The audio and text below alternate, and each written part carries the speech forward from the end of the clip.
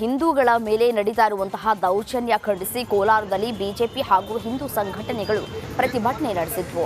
ನಗರದ ಹೊಸ ಬಸ್ ನಿಲ್ದಾಣ ವೃತ್ತದಲ್ಲಿ ರಸ್ತೆ ತಡೆದು ಪ್ರತಿಭಟಿಸಿ ಆಕ್ರೋಶವನ್ನು ಹೊರಹಾಕಿದರು.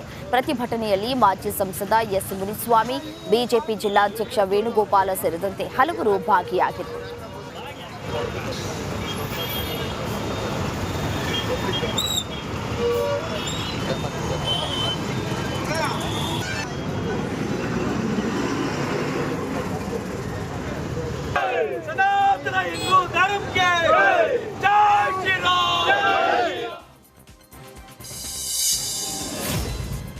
ಬಾಂಗ್ಲಾದೇಶದಲ್ಲಿ ಹಿಂದೂಗಳ ಮೇಲೆ ನಡೀತಾ ಇರುವಂತಹ ದೌರ್ಜನ್ಯವನ್ನ ಖಂಡಿಸಿ ಕೊಡಗು ಜಿಲ್ಲೆಯಲ್ಲೂ ಕೂಡ ಆಕ್ರೋಶವನ್ನ ವ್ಯಕ್ತಪಡಿಸಲಾಗಿದೆ. ಮಡಿಕೇರಿಯ ಜನರಲ್ ತಿಮ್ಮಯ್ಯ ವೃತ್ತದಲ್ಲಿ ಮಾನವ ಸರಪಳಿ ಮಾಡಿ ಹಿಂದೂ ಕಾರ್ಯಕರ್ತರು ಪ್ರತಿಭಟನೆಯನ್ನ ಮಾಡಿದ್ದಾರೆ. ಪ್ರತಿಭಟನೆಯಲ್ಲಿ ಮಾಜಿ ಸ್ಪೀಕರ್ ಕೆಜಿ ಬೋಪಯ್ಯ ಸೇರಿದಂತೆ 100ಕ್ಕೂ ಹೆಚ್ಚು ಹಿಂದೂ ಕಾರ್ಯಕರ್ತರು ಭಾಗಿಯಾಗಿದ್ದರು. ಕೆಲವು ವಿದೇಶಿ ಶಕ್ತಿಗಳು ಈಗ ತಾನೇ ಎಲ್ಲರೂ ಪದಚ್ಯುತಿಗೊಂಡಂಥ ಪ್ರಧಾನಮಂತ್ರಿ ಹಸೇನಾ ಅವರು ಕೂಡ ಹೇಳಿದ್ದಾರೆ, ಇದು ಅಮೇರಿಕದ ಷಡ್ಯಂತ್ರ, ಚೈನಾದ ಷಡ್ಯಂತ್ರ, ಹಾಗೆ ಪಾಕಿಸ್ತಾನವು ಕೂಡ ಇದರಲ್ಲಿ ಕೈವಾಡವನ್ನು ನಡೆಸಿದೆ ಅಂಥೇಳಿ. ಬಟ್ ಟಾರ್ಗೆಟ್ ಮಾಡಿರುವಂಥದ್ದು ಅಲ್ಲಿರುವಂಥ ಅಲ್ಪಸಂಖ್ಯಾತ ಹಿಂದೂ ಸಮಾಜದ ಮೇಲೆ, ಬಹುಶಃ ಹಿಂದೂ ಮಹಿಳೆಯರ ಮೇಲೆ ಅತ್ಯಾಚಾರ, ದೌರ್ಜನ್ಯ, ಬಹುಶಃ ಮಾನವನಾಗಿ ಆ ಕ್ರೌರ್ಯವನ್ನು ಯಾರೂ ನೋಡೋದಿಲ್ಲ. ವಿಕೃತ ಮನಸ್ಸಿನಿಂದ ಎಲ್ಲವನ್ನು ಮಾಡಿದ್ದಾರೆ. ಹಾಗಾಗಿ ಇವತ್ತು ಹಿಂದೂಗಳಿಗೆ ರಕ್ಷಣೆ ಏನಾದರೂ ವಾಯ್ಸ್ ಕೊಡಬೇಕಾದ್ರೆ ಭಾರತದಲ್ಲಿ ಮಾತ್ರ ಸಾಧ್ಯತೆ ಇರುವಂಥದ್ದು. ಬೈಂದೂರು ಶಾಸಕ ಗುರುರಾಜ್ ಗಂಟಿಹೊಳೆ ಅಹೋರಾತ್ರಿ ಧರಣಿಯನ್ನ ನಡೆಸ್ತಾ ಇದ್ದಾರೆ.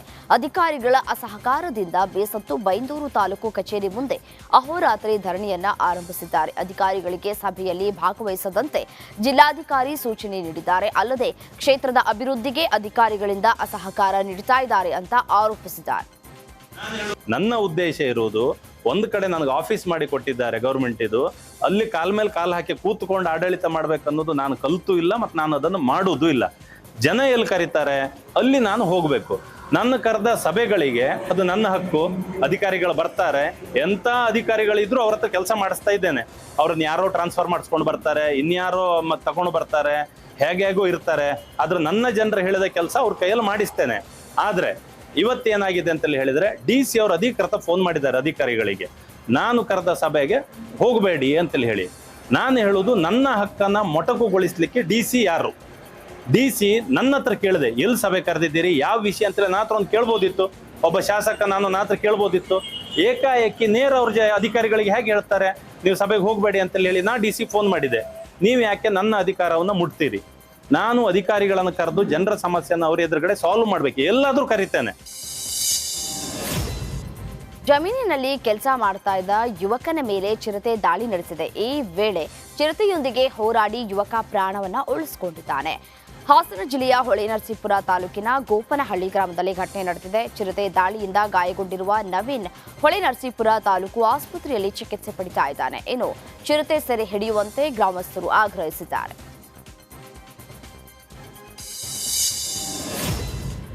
ಮಂಡ್ಯ ನಗರದಲ್ಲಿ ಹಾಡ ಹಗಲೇ ವ್ಯಕ್ತಿಯೊಬ್ಬ ಅಡ್ಡಾದಿಡ್ಡಿಯಾಗಿ ಕಾರು ಚಲಾಯಿಸಿದ್ದಾನೆ. ಈ ವೇಳೆ ಬೈಕ್ ಕಾರಿಗೆ ಡಿಕ್ಕಿ ಹೊಡೆದು ಫುಟ್ಪಾತ್ನಲ್ಲಿ ಇನೋವಾ ಕಾರು ನಿಂತಿದೆ. ಅನಾರೋಗ್ಯ ಪೀಡಿತ ಚಾಲಕ ಅಡ್ಡಾದಿಡ್ಡಿಯಾಗಿ ಕಾರನ್ನು ಓಡಿಸಿದ್ದಾನೆ. ಮಂಡ್ಯ ಸಂಚಾರಿ ಪೊಲೀಸ್ ಠಾಣೆಯಲ್ಲಿ ಪ್ರಕರಣ ದಾಖಲಾಗಿದೆ. ಕೋಲಾರ ಬೇತಮಂಗಲ ಮಾರ್ಗದ ರಸ್ತೆ ಗುಂಡಿಗಳಿಂದ ಕೂಡಿದ್ದು ಸಾರ್ವಜನಿಕರು ಪರದಾಡುವ ಸ್ಥಿತಿ ನಿರ್ಮಾಣವಾಗಿದೆ.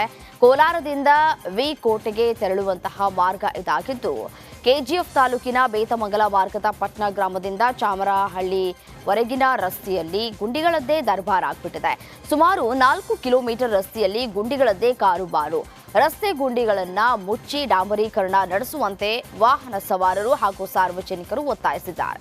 ರೇಣುಕಾಸ್ವಾಮಿ ಕೊಲೆ ಕೇಸ್ನಲ್ಲಿ ಜೈಲು ಸೇರಿರುವ ದಾಲ ಒಂದ್ ಕಡೆ ವಿಲವಿಲ ಒದ್ದಾಡ್ತಾ ಇದ್ದಾನೆ. ಇನ್ನು ಮನೆಯೋಟಕ್ಕಾಗಿ ಹಪ್ಪಿಸ್ತಾ ಇದ್ದಂತಹ ದರ್ಶನ್ ಜೊತೆ ಮನೆಯವರು ಮಾತಾಡಿದ್ದಾರೆ. ಪರಪ್ಪನ ಅಗ್ರಹಾರ ಜೈಲಿನಲ್ಲಿ ಇರುವ ದರ್ಶನ್ನನ್ನ ನೆನೆ ಪತ್ನಿ ವಿಜಯಲಕ್ಷ್ಮಿ, ಅಕ್ಕನ ಮಗ ಚಂದನ್ ಭೇಟಿಯಾಗಿದ್ದಾರೆ. 2 ಬ್ಯಾಗ್ ಬಟ್ಟೆ, ಹಣ್ಣು ಹಾಗೂ ಬೇಕರಿ ತಿಂಡಿಗಳ ಸಮೇತ ಆಗಮಿಸಿದಂತಹ ವಿಜಯಲಕ್ಷ್ಮಿ ಜೈಲಿನಲ್ಲಿ ಪತಿ ದರ್ಶನ್ ಜೊತೆ ಮುಂದಿನ ಕಾನೂನು ಹೋರಾಟದ ಕುರಿತು ಚರ್ಚೆಯನ್ನ ನಡೆಸಿದ್ದಾರಂತೆ.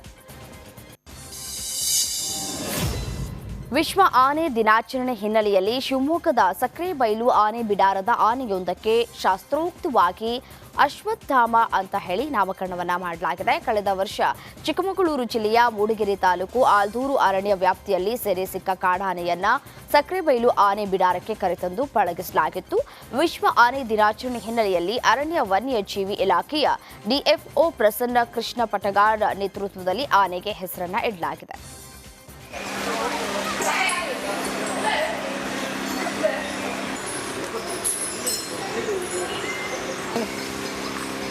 ಆನೆ ಬಿಡೋದ್ರಲ್ಲಿ ನಾವಾಗಲೇ 1 2 3 ಸ್ಟಾರ್ಟ್ ಹೇಳ್ಕೊಂಡು ಕರೆಕ್ಟ್ ಇದೆ.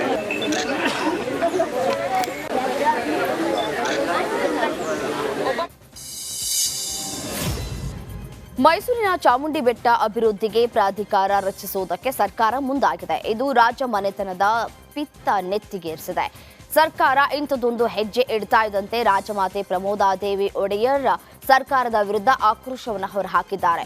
ಚಾಮುಂಡಿ ಬೆಟ್ಟ ಅಂದರೆ ಅದು ರಾಜವಂಶಸ್ಥರ ಆಸ್ತಿ ಅಂತ ಗುಡುಗಿದ್ದಾರೆ.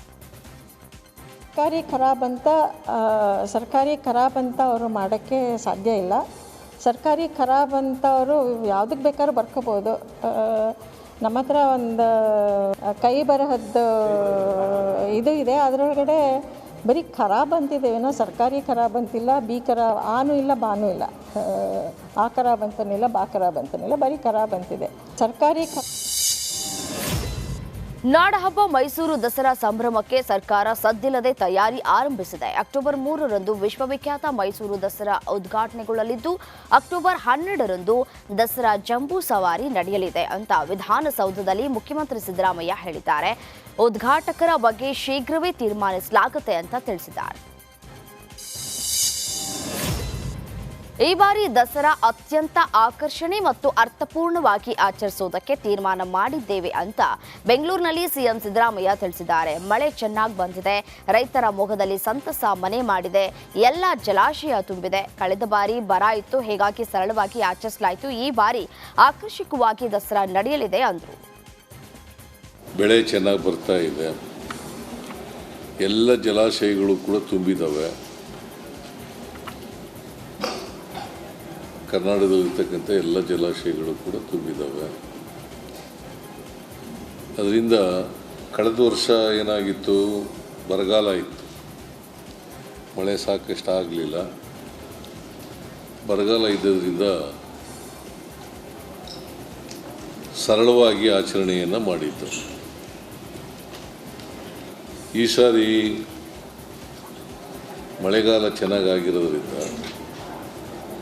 ವಿಜೃಂಭಣೆಯಿಂದ ಮಾಡಬೇಕು ಅಂತೇಳಿ ತೀರ್ಮಾನ ಮಾಡಿದ್ದೀವಿ.